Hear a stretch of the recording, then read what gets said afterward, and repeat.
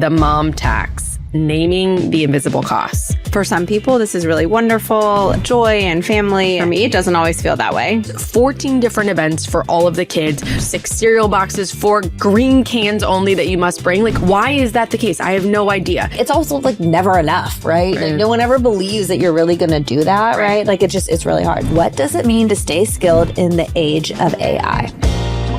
Welcome to the Triple.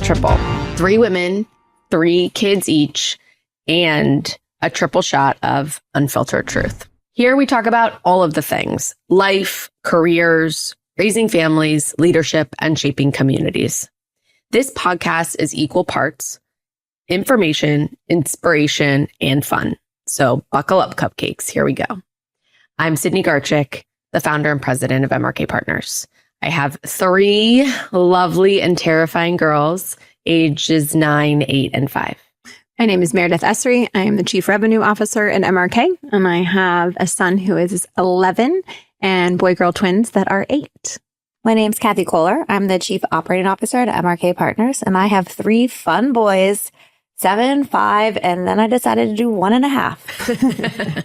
Okay, so we're heading into the holidays. We're in the early parts of December. We've checked off one holiday, and we're going into the sprint to finish out the year. For some people, this is really wonderful. It's a lot of joy and family and time. And I think for me, it doesn't always feel that way personally, but also professionally. It seems that we as an organization love to do big things at year end. But I'm wondering what happens for you during the holidays. Do you get excited about the hustle and the bustle and the activities and the parties and all of the things? Or is it draining for you and exhausting? And then like, how does that play into like all of the family and all of the work trying to close out the end of the year? So I don't do many like friend parties or things like that. So it's more like family and MRK parties and such. And I think we talked a little bit about energy in the last episode and how it can evolve over time. And I think one of the things that I've noticed in the past 5 years, I attribute this to having kids, is that instead of what used to happen is the holidays would drain me with those events, that now I'm energized by them. I love seeing my kids get excited. I'm hosting things. I'm like, oh, please come over. I don't mind cleaning my house before and cleaning it after. And I really don't. Yeah. I'm excited to have them there. And I'm excited to see everybody happy, not just my family, but the other family. We'll invite sometimes close friends to come in with our family. And that wasn't me before. Yeah. And so it's interesting that to have that shift and have that energize me instead of drain me. I also like chaos, and this is now a chaos that I like. And so I like us to be closing a lot of things. I like to have people all over at my house. And then the next morning I'm like, oh, let me go do this for work. That's super hard or whatever. It's energizing to me. And it's interesting that I had that shift. Yeah. Yeah, I think I am the Grinch. So I don't really and the entire clan calls me the Grinch. So you have not shifted. No, I have not shifted. But I think part of it is that there is this expectation that everything needs to happen before the end of the year. So every child has some sort of event at school in December, right? Why is that the case? I have no idea. But so there's 14 different events for all of the kids. Don't forget, there's 6 cereal boxes, 4 green cans only that you must bring, like all of these things. And so to me, that's super draining, because what I actually really want to enjoy is the time and the excitement around kids and family, opening gifts. That's wonderful, but it's really like that time and that energy. And I feel like so much of that is drained prior to getting there that by the time we get there, I'm just so exhausted.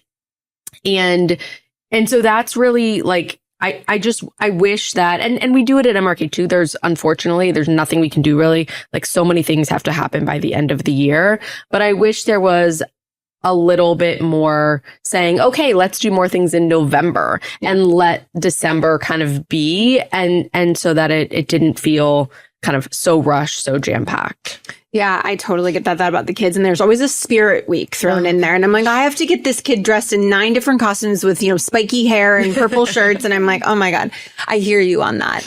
I think one of the things I've tried to do around the holidays is like, and when you're talking about shifting, for me, it was more like performance holidays. Like I wanted it to be what my mom had. And it was like a beautiful tree and like this perfect, all the things, because that actually reminded me a lot of my mom. And the last year or two, thanks much to Margot, who has very strong feelings about lots of things. And like leaning into saying yes to them more about what they need for Christmas. So, or the holidays or whatever experiences they are. And so it's like, if you guys came to my house right now, we have what I have deemed a Christmas bush, not a tree. This thing is the size of all three of these chairs put together. It takes up 25% of my den. It is covered in colored lights, which I would never have in my life. Ugh. And I know. For you. For me. I don't mind it. I got For the you. white lights on the front of the house, which was great. But I said yes to all of these things. In Bolin, when we were at the tree stand place trying to pick out a tree, he was like, Mom, this is so funny. And they were laughing hysterically about this giant bush. And I realized like, this is going to bring them joy. This is what this is about. And so I said yes. And I cannot tell you how many people were like, what are you doing? Like this tree was so big on the roof or whatever. But that is what I've leaned into more, is like creating an experience for them that feels joyful, that I'm not stressed about doing all the things I have to do, but doing the things that really are bringing them joy, which it makes me feel really good. And my dad comes in for Christmas, which is great. And his wife comes. And it's a period of trying to slow down a bit. And it's mainly for the kids, like just to be around. I do still add in like I want to go see the lights at the zoo. And like, we plan a couple of fun things, but I'm letting them choose. And not making it about like, oh, we have to do this tradition that I've always done my whole life. Like we're picking new traditions. And that's been kind of nice too. I used to not decorate for holidays at all. So any decoration is like a give on my piece. So it's a little different because I'm hearing you say that and you used to do it this way and now you're shifting to your kids. But I'm kind of building it with them because otherwise there would be no Christmas decorations because like it's just, I set up my house the way that I set it up. Well, why do I need to change it just for like a month and a half? Right. So that was hard for me at first because I was like, no, I like it this way. This is giving me anxiety. Yeah. So I hear you on that. And then the shift, when you focus on them, it just like gives you like it gives that you energy. a different level of joy. Yeah. Although my living room looks ridiculous. Like I don't know how to like have people in that room because the bush is so big. But it's you. It's not the people. You just don't like the colors. that is also true. The rest of us will probably be fine there. I've learned to love it, and now it's like I drank like my tea there last night when I put them to bed, and I was like, oh, and it has all of like their childhood ornaments on it, and they picked it out, and that was like a different level of joy. And I'm still doing like a big party with lots of friends, but now it's always like it includes all those friends' kids, and it's chaos, and it's games, and it's different community building stuff again. I will say one of my sons did decorate the tree more than the others, and all of the ornaments were in like one area. And so then after he went to bed, I might have spread them out a little bit. Okay. Well, today our segment is going to be on leadership, and our topic is the mom tax, naming the invisible costs. So the mom tax is not a formal tax, but a colloquial term referring to the financial and career penalties women experience when they have children. Research has consistently shown that mothers, particularly working mothers, face a reduction in pay, fewer job opportunities, and higher costs associated with childcare compared to women without children. So I think just taking a step back, a lot of these issues seem to exist because kind of work and protocols around that really weren't established with women or moms in mind. So I think we can set that and just say that really sucks.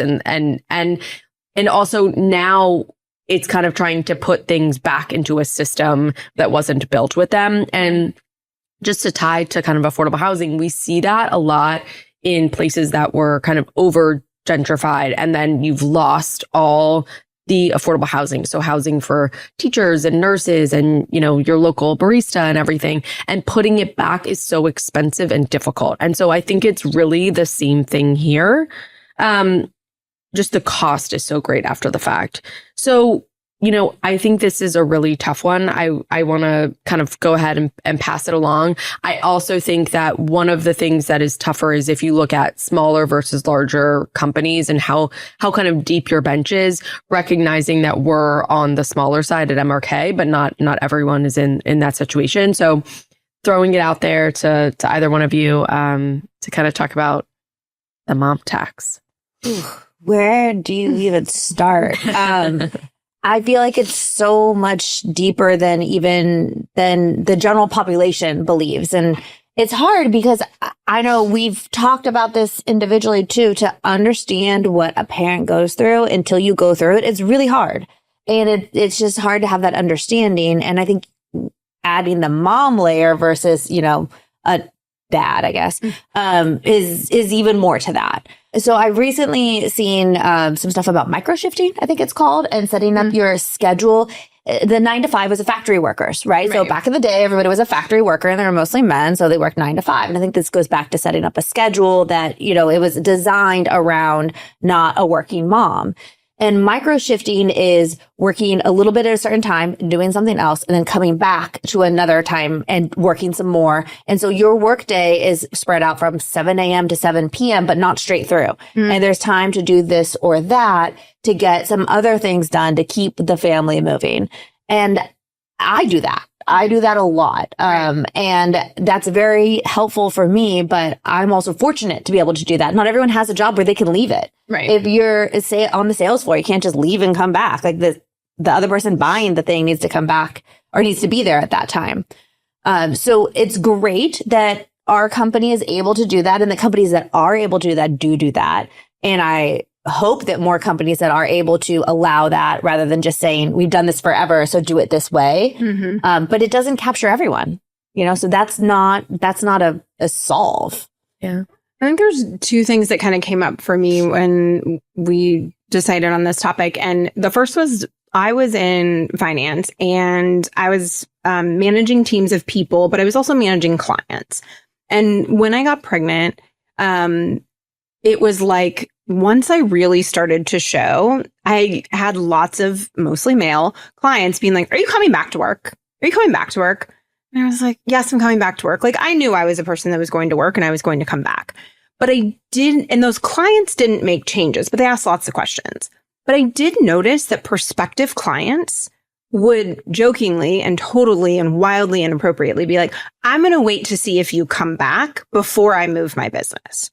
So I saw this like bell curve happen where it was like, I was crushing it. Things were going really well. I started to show my prospective clients dropped off.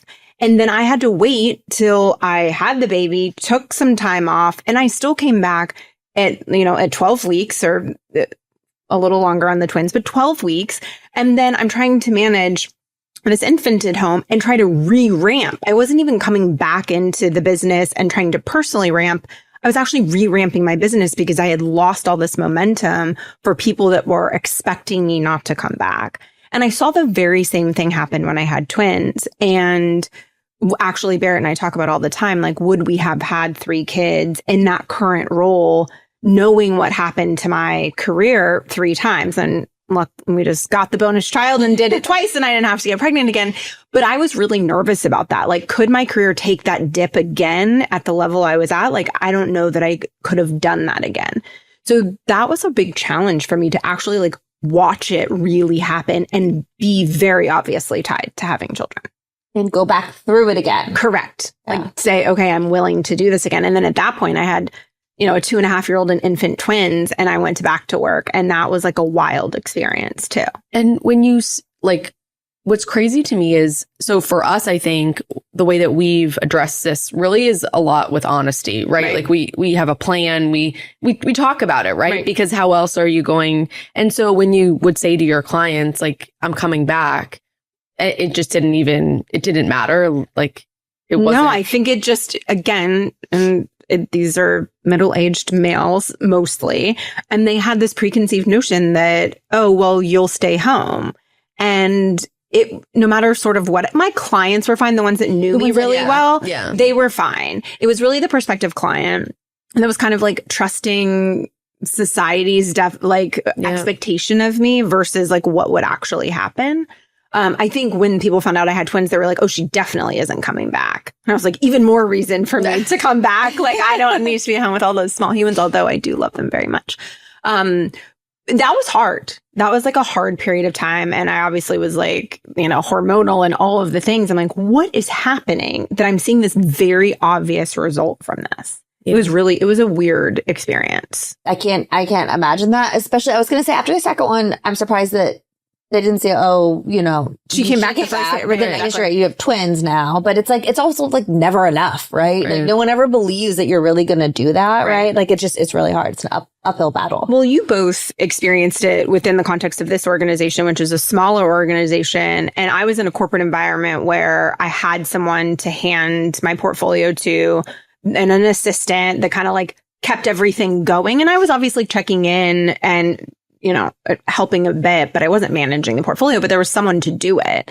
And I'm interested in your thoughts on like when you work for smaller companies, what does that look like? And what would it have looked like if you weren't in the executive roles that you were in? Yeah, I mean, I think that number one, this is kind of like another child, right? Like for me. And also maybe I'm missing something, but these babies, they just sleep there. They don't do very much, right? Like they're very cute and they just sleep there. And so not only, I think, at least for me, when I had a first kid in the very beginning, was there really there's no one else there to do any work. But also like I had time to do work because that was important to me. That was like my child that I was also nurturing. And so I think that was like child one was just kind of working through, right? Took a quick weekend and then off we went. But I think it's also dependent on what you have found, like the love of what you're doing, and then also how deep the bench is. Right. As we progressed and we actually had employees, right? Then there's more flexibility there. But I would say that from a corporate structure, when you have a company with, just over 30 people, it is very difficult to have one person go on maternity leave, let alone what we had, which was, more than one because we had some paternity leave in addition to maternity leave. And we don't have that deep of a bench. And so I think it is very difficult. I think I never really took maternity leave with any of the kids, a little bit here and there, and obviously reduced schedules. But I was okay with that. I don't feel bad about that. I'm not guilty about that. And that was my choice. So, Cathy, you didn't really take any either. So I'm curious, to hear your thoughts. But, for me,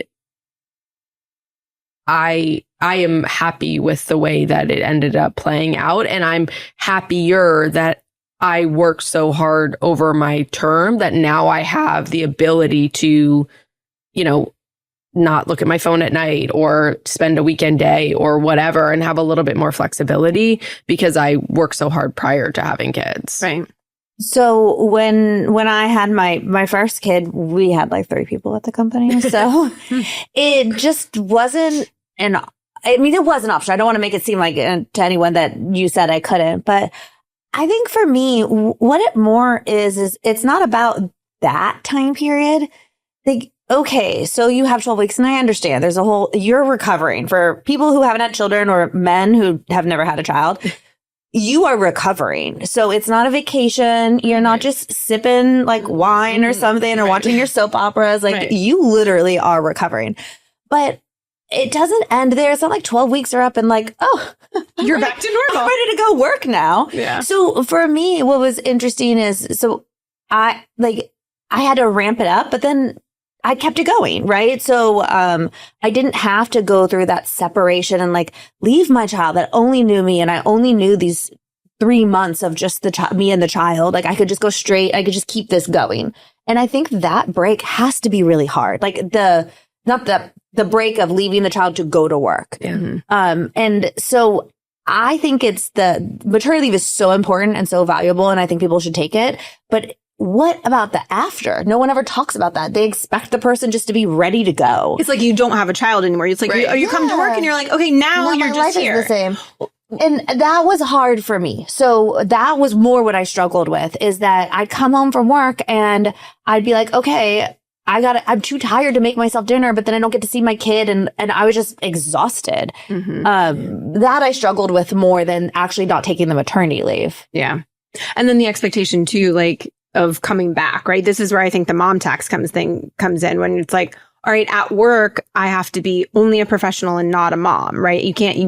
Like, some people say you're not supposed to use your kids as an excuse for things like, oh, I can't make it because I have X, or I can't be there because I have Y. And then other people say, no, like, that's what we want to honor, that you have obligations for your family. And I think that conversation is kind of interesting, because I've been told by female mentors, like, don't mention your kids. Especially around male clients and male conversation, like, you shouldn't mention that you have kids. This is supposed to be sort of like, they see you just in this one box, like you left them at home and that was it. They disappeared, and then you have no responsibility or no distraction or no whatever.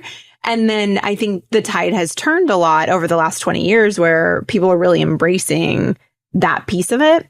But I was saying earlier that I do think there's an interesting, like, sort of contrarian viewpoint here around the mom tax, where I also feel like, as a prior single female and at the company, that there was sometimes preferential treatment given to moms because they needed that flexibility.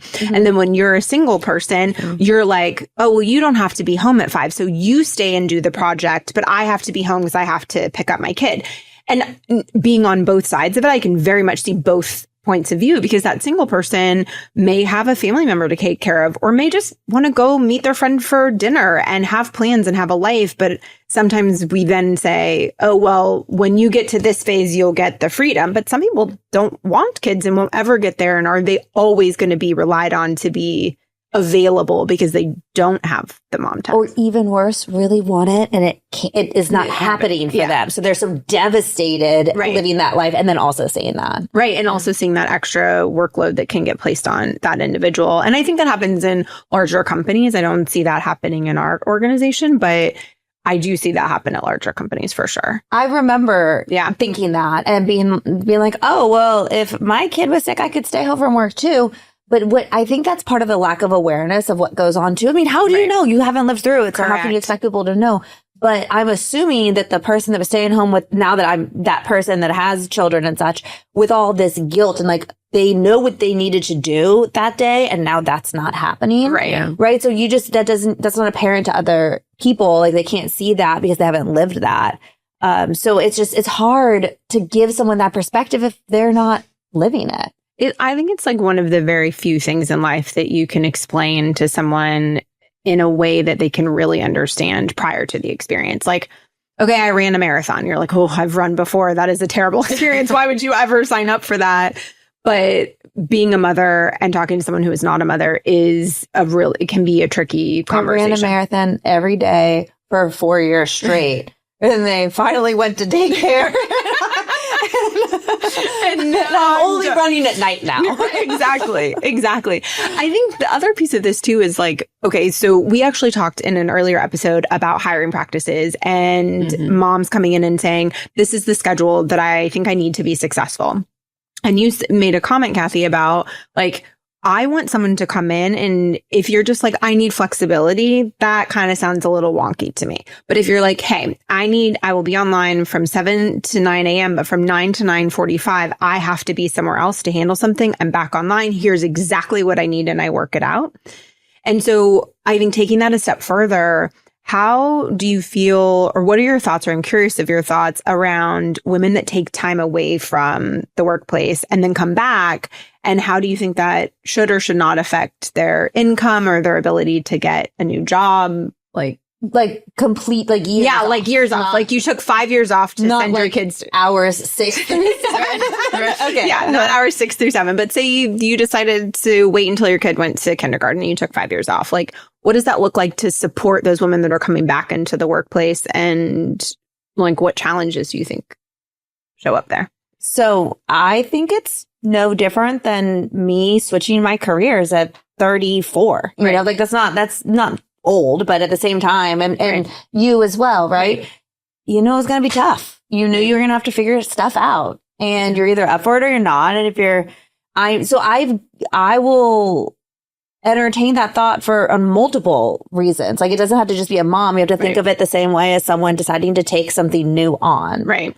You know, and evaluate it at its core. Like, but you're not penalizing someone to say, oh, you took 5 years to take care of your kid, or a sick parent, or just time to think and then come back. Now, if that job is going to be very dependent on things that have advanced in that time period, that now they don't have those relevant skills anymore. Like, those are the questions you're asking. Either they have those skills, or they could learn those skills, or they cannot. What the reason is that they took the time off or made a shift in careers, to me, is not as important as like, well, can you do the job though? There was my old, an old mentor of mine, quit his job and then took 3 years off and went back to the same job after 3 years. He just wanted a break from life and took 3 years off.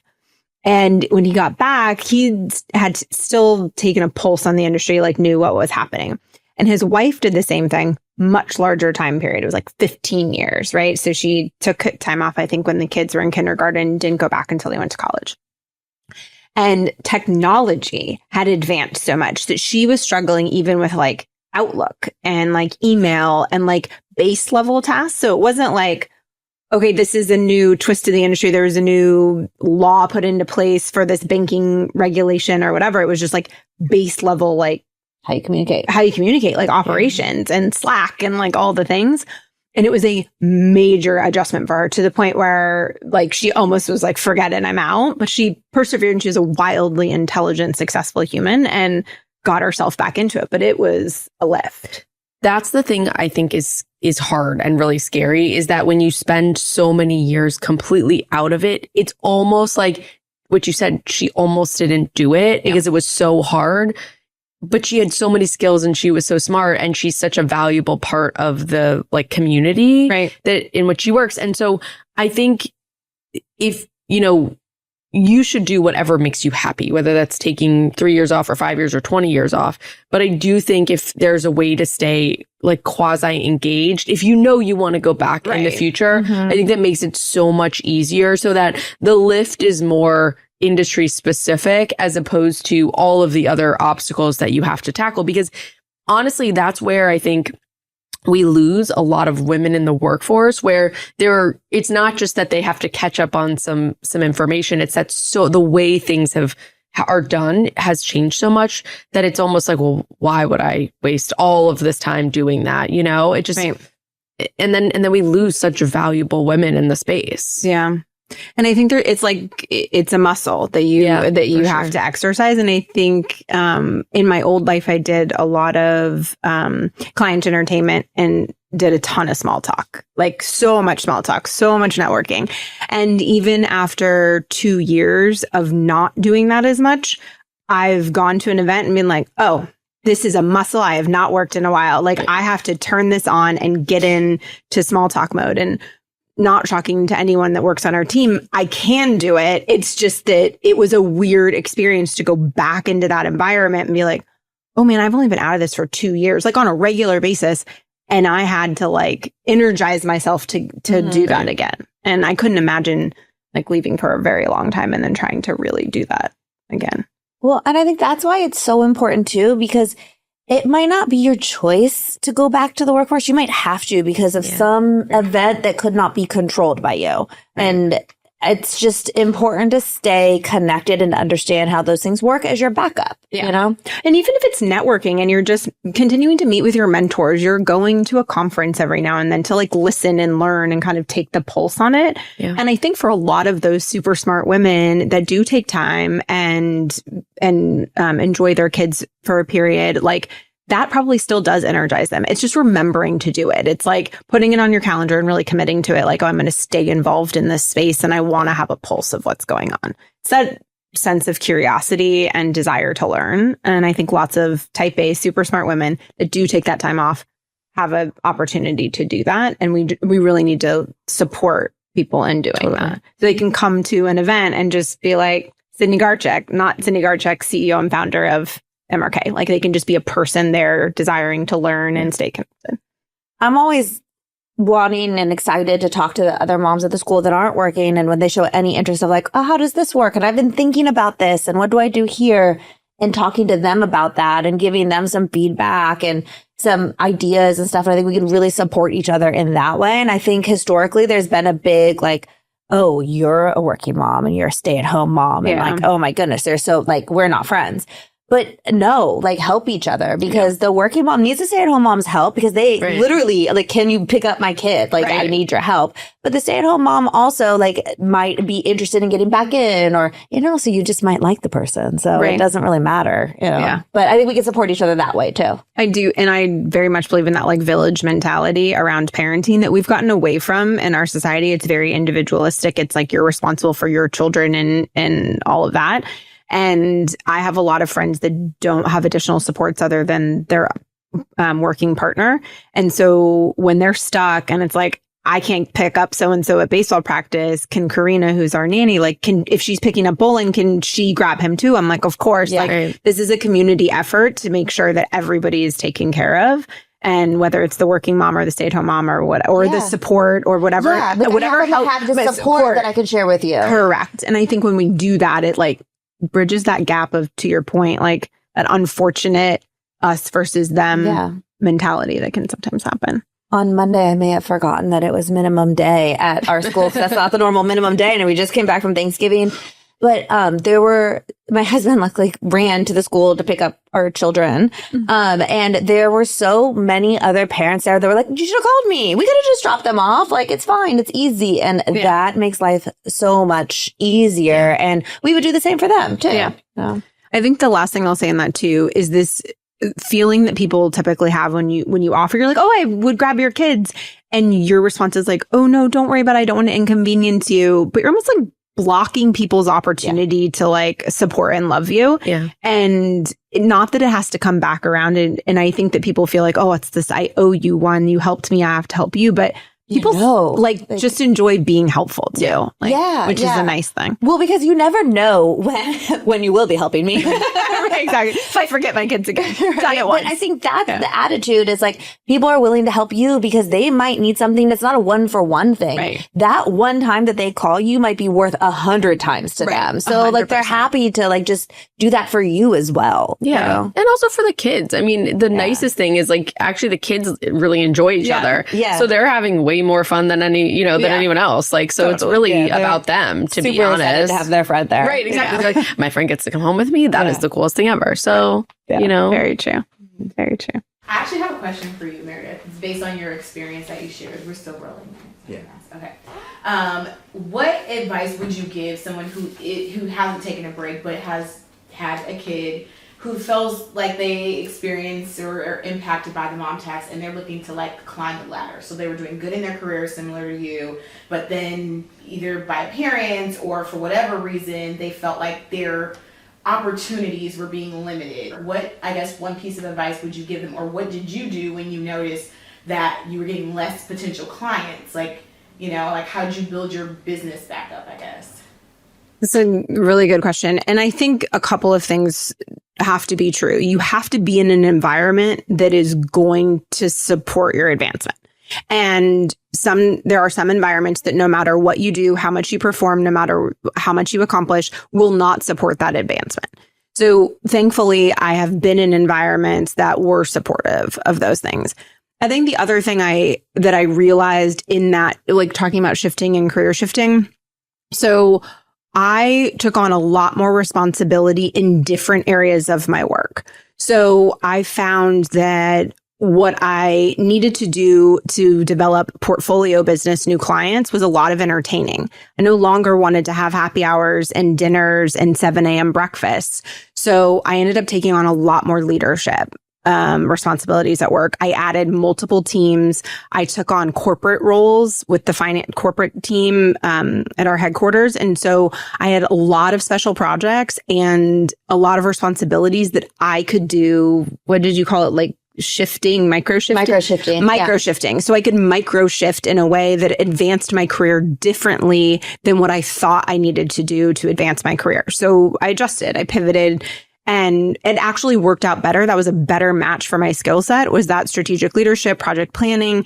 And I didn't have to take everybody out to dinner. Like that was also a very great, wonderful gift to me too. But that's really where I leaned in. And that made a big difference for me. It's such a smart like way to think about it. And I think it is really interesting because when I look at like MRK and anyone like who's taken maternity leave, what we've done is we've kind of actually role shifted them, right? And that has worked out really well because then it doesn't create as much shakeup, you know, on the front and back of maternity leave. But also we kind of forced them into growth that they were ready for. Yeah. And also was like a clean break and a really nice return. And so I think like, look, you did that on your own, but I think we as leaders in this space can help women, you know, think through what is a really like nice exit and a nice return look like, and how does your career look on the other side of this so that it fits your, you know, new needs. Right, exactly. You don't have to stop in the middle of the race and then start at that next mile. It's like, let's just run a different race. Let's just quit that race and we're going to do something else. But I do think it really did work with what we did internally. And I think that worked really well. I think the other thing that you actually mentioned to me in a conversation too is that parents, moms or dads, after they have kids, a lot of them step up. You are now working for a different reason. And I think if you allow that person to step up too, they lean into that because they're driven by something so much different than they were before. And, you know, as an employer, you can give them that opportunity and they might surprise you. Yeah. There's to end this note, an old boss of mine was like, oh, when I look to hire, I look for a man who's married with a stay-at-home wife and 3 kids in private school. You'll never find someone more motivated. And I was like, oh, well, okay, but yes, I got it. Now it's time for In the News. What does it mean to stay skilled in the age of AI? A recent article introduced the term the age of de-skilling, examining how artificial intelligence may be eroding human expertise across industries. As AI tools automate complex tasks, from writing and coding to medical diagnostics, many people worry that we're losing the very skills that once defined professional mastery. While technology makes our work faster and more efficient, it can also weaken our ability to think critically, make independent decisions, and understand the processes behind answers we're given. Some see this as natural evolution of progress, while others warn it could make us overly reliant on machines. We kind of started talking about this inadvertently a little bit earlier, but I think the true question is, how do you ensure that you are utilizing something to move on versus just like becoming dependent on something? Yeah. How do you kind of like what we were saying earlier on the muscle, right? Your brain is a muscle, and no matter what, you need to be able to think creatively and problem solve and understand information. And, you know, for me, AI has been incredibly helpful because it acts kind of as like my little research assistant. And I send it on these little, you know, tasks and I'm like, okay, bring me back this information. And it does it so quickly. And, you know, I can then question the information just like I would question a human that brings me information. And then it can go on another search and come back with another answer. And so, you know, I think for me, I'm still using so much of my critical reasoning, my thinking, and I'm not just taking what it's giving me at face value. Although sometimes I do if it works in my favor, but It's like if a person told you right, something, exactly, then I was like, oh yeah, that's my answer. So I'd like to go with that. But I just think, you know, I think that it is here, and I think we need to learn how to use it in a way that works for us. But you know, I am such a fan of technology becoming like helping me become more leveraged and more efficient, especially as a mom. You made an interesting comment when you jokingly were like, tech has AI, everything all the time. Like you're really all in on this. And I love that. But you did come back from a conference recently and say, okay, I want to be really clear about how we're using it. Yeah. And I want to be really clear about what products we're adding to our suite at work, what ways that we're utilizing, you know, different AI programs. Cause you're like, we're not going to move into tech for tech's sake. Yep. And we're going to automate what needs to be automated. And we're going to not automate just because it's a shiny object. And I think that was a really like great awareness moment to say, wait, hold on. We can't just say yes to every program. Also, it gets very expensive. But understanding like what are the things that we really need to lean in on and what are the things that we really need to spend time still thinking about. I thought that was really important. Yeah, I think just seeing it as like a member of your village, right? Mhm. Like I depend on, as you increase your responsibilities, you now have people that report to you and such. And I used to know how to do all of those jobs and now I don't, right? I'm sure I could figure it out. Just like anything I asked the AI to do, I could probably figure out. It might just take me longer. Mm-hmm. But I think it goes back to questioning what they're bringing you. I would never take someone's information at work that they're giving me and not think like, oh, does that make sense? Right. I mean, I have done that as a manager before and been burned by it, right? Like, does it make sense to you or does it not? If you question it, you dig in a little bit. I mean, you don't question as much when it's what you thought it was going to say, right? So you keep carrying it forward. I think that's a little bit easier for people who have managed people to understand. So I think when you're having employees or your children or just people you know that haven't had that experience yet, really making sure that they understand that as you grow in the world, in your career or just responsibilities, even with being a parent and such, you have to rely on other people. Mm-hmm. Rely on AI the same way, but it doesn't dictate everything for you either. We talked a bit about the fact that we didn't grow up with AI, right? This is a new tool for us. So we did a ton of critical thinking work with like our little 8th grade brains, with no calculators and like, the number 2 pencils. And I'm wondering the impact, which we won't know, for years, but the impact of the children that are using AI tools as part of their everyday life. Like even our kids would use Alexa and they ask her lots of questions, right? So most of the time music, but there's still a lot of questions. And what I was reading an article and they were talking about how, say the 3 of us were here and there was no AI tool.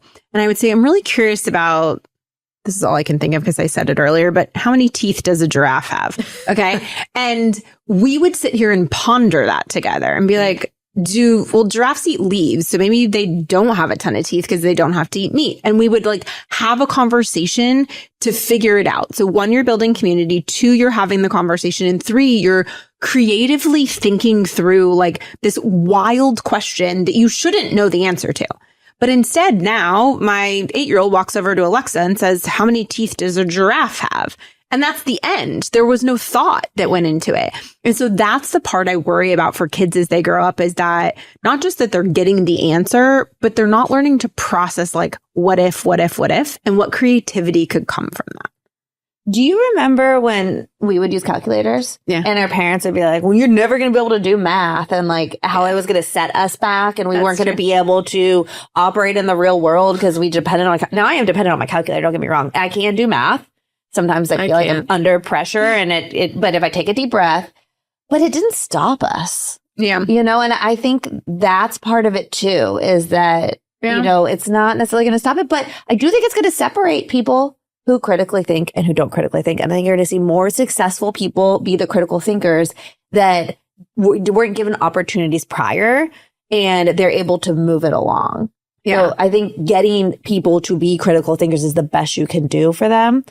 I like how you said research assistant, right? Like that is the way that I utilize AI currently, where it's like, and I used this story too, where Bolin came up with some idea about some football stats he wanted to do.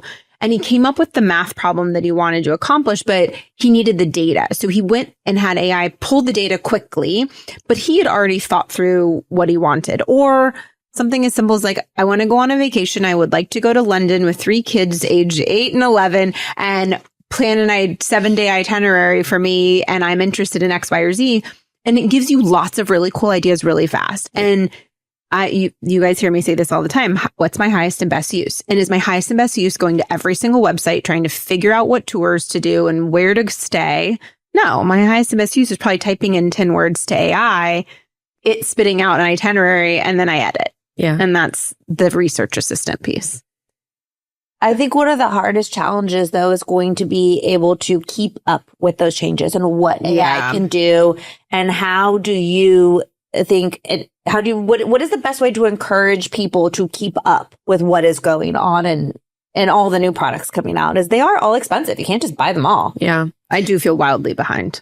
Yeah. No, I think we're all wildly behind just because like it hasn't reached down to like the non-techie people yet. But I think like it has to integrate with our policies and procedures. One thing that I actually have really enjoyed about AI is, so before, look, I'm relatively good at like tax and audit and all those things like within our space, but I'm obviously not an accountant. And now I can query AI. And then then I ask AI, I'm like, hey, like, give me a specific notation or your thought process for how you did this work so I can understand it, which I think is also really interesting, is like, you need to understand the thought process and how AI checked it. But like, I can get to my own answers way faster without picking up the phone, spending any money on an accountant or a lawyer or whatever. Granted, I usually Are we double checking with said accountants and lawyers? Yes, I do. But what it allows me to do is say, here's my thought process. Here's like what I think the answer is. Please confirm. And it gets me to where I need to be so much faster. Whereas before, it could have taken me days because I had to ask these questions. This person didn't understand what I was saying, probably because I'm not clear. And then, I'd have to go back, re-explain it. And so we really, like, that's the way we need to use technology in a way that is leveraging our knowledge work. And I think that's what we need to focus on, is what is our knowledge work and how do we continue to do that using AI to our benefit? Well, and just piggybacking on that, something as simple as I know we all do is when I have something that I want to say, I just write that blurb any way that I want to say it and then ask it to be rewritten in a way that's more concise or more clear or in a certain tone or whatever. Nicer. And what could have, that wasn't directed at me. And what could have taken me 2 hours of thinking, leaving or waiting for it overnight even, I could look and I could be like, yeah, that is what I was trying to say. Thank you. Yeah. That does help a lot. It helps with tone, or you just want to spruce it up, but you don't have the mental energy to get that in a more professional tone. You're like, I don't have time for this right now. So I'm going to drop in the facts. Give me a good paragraph. I will say that I do edit them almost every time still. Yeah. But I do notice I get a lot of information from people in AI speak. And that is hard for me. Yeah. So I'm like, wait, this is... there's also lots of bullets and you can tell by the font. People don't take the time to even change the font, which you guys know my feelings about font. So I'm like, what's happening? But I can tell that they just spit something out and then I ask a question and they are not fully sure what the answer is, but it's just such a heavy reliance on the rewrite. Like rewrites are, you don't need them all the time. You can speak yourself, but sometimes you need a rewrite. And other times, holy moly, people use them too much. But I think though, if it's rewriting something that you wrote, you know what you were trying to say. Yeah. Right. If you are asking a question and you're using it as the expert rather than the research analyst, that is where you're catching people. It's not that it rewrote it. It's because they didn't understand. They're relying on that to be the expert for what they didn't understand. Right. And that is, I think, dangerous or preventing someone's growth. Although, have either of you, and I have not, but have either of you watched these documentaries that are coming out from like heads of AI at big companies that are quitting and they're like, this is the end of humanity. Terminator. AI. Yeah, basically, like that's going to happen. And I think when you think Terminator, you're like, okay, yeah, it's a movie. But then these are like high level executives at these big tech companies coming out and saying, I don't let my kids use this. I don't use it. Here's where humanity is going to crash. Like, does that make you nervous, or do you feel like it's just red alarms right now because we don't know what it's going to be? A Terminator has made me nervous since I was 10 years old of robots. Like, I'm not joking. Like, I've had that fear. But I think what I'm I have that fear, but like, I don't know, it's kind of like a wild fear. What I'm more worried about is the movie WALL-E, where everybody's on this floating machine. They're all like overweight, obese. They can't stand up on their own. And they're relying on this computer to play a screen for them nonstop, to entertain them and to fill up their cups. And they're just like so dependent that they can't do anything, including like one of them tips over and he's stuck. He can't get up and they just leave him. Like, that's more what I'm worried about.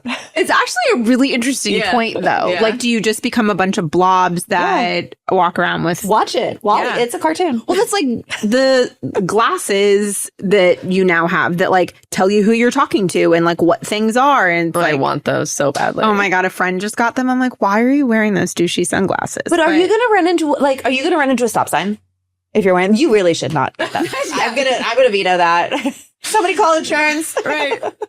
But does it scare you or does it make you nervous? So it makes me nervous, but I think that my plan to keep my anxiety in check is to just believe that it's a research assistant for me, and it's going to help us in so many ways. Like soon the robot is going to cook dinner for me and it's going to be lovely. And I'm going to tell the robot exactly what I want it to cook. And then I'm going to be like, okay, do my laundry. Yeah. You know, I'm not cleaning up any more of my clothes. Please go do my laundry. Right. So I think that I'm hopeful that it just continues to run next to us kind of side by side and makes us more efficient. There's also so many things, like wild things, like from a science perspective that it is helping us accomplish, and I think will be so beneficial for humanity. So I've never seen Terminator. I have seen WALL-E. You have not seen Terminator? No. Isn't that the Arnold movie? Arnold. Yeah. But I just try like not to think about that, and I hope that we're still smarter than the robots and that like we'll overtake them. There will always be people who turn something good into something bad, no matter what that item is, you know? So I just hope that the good people keep up with the defense over that. So Mark told me one story where I guess like this guy was using his like ChatGPT all the time, or was whatever, Gemini, I don't know what it was.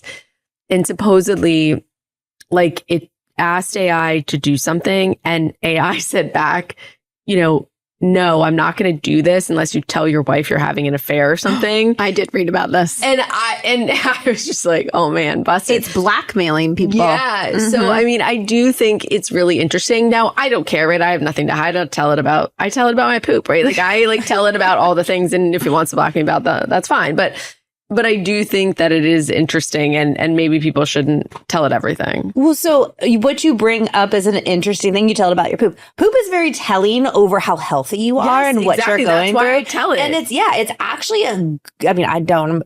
you should. But like then the idea take pictures, of like I stick them on there. Like, does this look like we've gone down a different train. At the same time, like what if it tells you something like 2 years before you would have found it? No. That's what I'm saying. It knows it knows all of like my. Is this your health bot version? Yeah, I have like this health thing, and now it's going to start reading all of my labs. I've now started putting all my labs in there. Like I am obsessed with tech. We will do a tech like episode, I feel like, where we can give like some shortcuts and some easy ways to have it help us, because there is a lot of great ways to use it. And I feel like we need to find those ways. I also think some of these things. So what I was going to say is that it could turn. Like, that's a great thing, and it could. No, you didn't. But I think it might turn some things that we found as private before, like poop, to not be private, because it's actually your health. It's not it's not something that we need to be ashamed of or like scared of. And so what maybe we were like, oh, we don't want someone else to know, and it might violate this privacy thing, is something that shouldn't be private.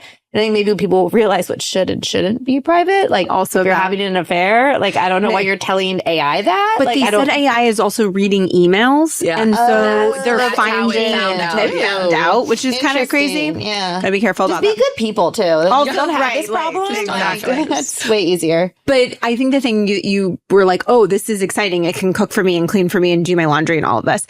And a lot of artists are feeling really frustrated that there's like AI artists, right? Mm-hmm. Right. They're just taking their work and making it AI, or interior design apps right now that are taking away that work.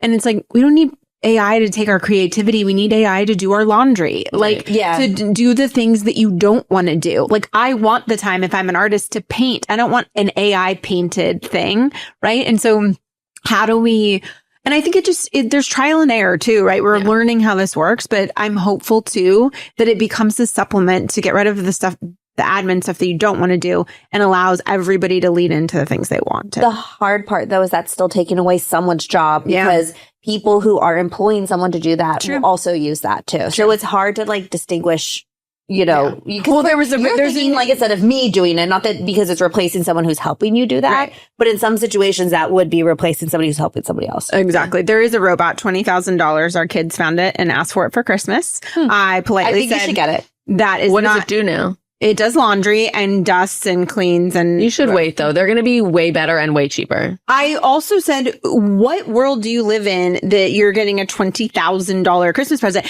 And then they looked at me and they're like, well, can we combine our Christmas presents? I was like, no, it's still not in the realm of possibility. And then we watched the video, and I laughed, but Karina, who's our nanny that also supports our family and allows us to do lots of things. She's like, I'm a hell of a lot faster than that. And I was like, you are. So we like joked about it, but it was really interesting that they are trying to put these like 6-foot robots in your house. Oh, yeah, no. And videotape. And now there's actually, speaking of poop, shifting gears back to that. Speaking of poop. I know, surprising. Yeah. There's a camera that you can put in your toilet now that takes pictures of your poop so you don't have to do it.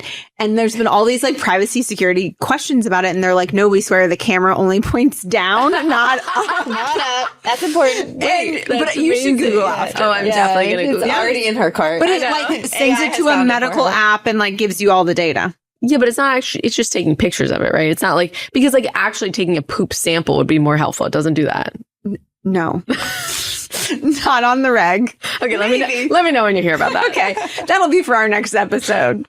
Okay. What they do with poop. And in wrapping up this episode, so wrapping up with a quote, and my quote's by Ruth Bader Ginsburg, and it is, "Women belong in all places where decisions are being made." And I'm adding, and we need structures that don't penalize them for becoming moms, because mothers bring pattern recognition, i.e., where did that kid leave their shit the last time? Resource allocation under stress. You're packing 8 lunches, you're doing hair, you're getting yourself showered, dressed, etc. in 25 minutes or less. Negotiation. No, you may not go to school without brushing your teeth, or else you can't have ice cream later. Time prioritization. You have to do everything you used to do in 9 hours, now in 2. Go. Diplomacy. We will take a moment of silence in the car so that I don't kick you all out on the side of the road. Long-term thinking. If I kill the children, who will take care of me when I'm older? And we are hysterical. So those are the exact skills that AI can't yet replicate. So as AI removes tasks, leadership becomes about judgment, and there is no algorithm for lived experience. Thanks, ladies. And that's a wrap. And that's a wrap.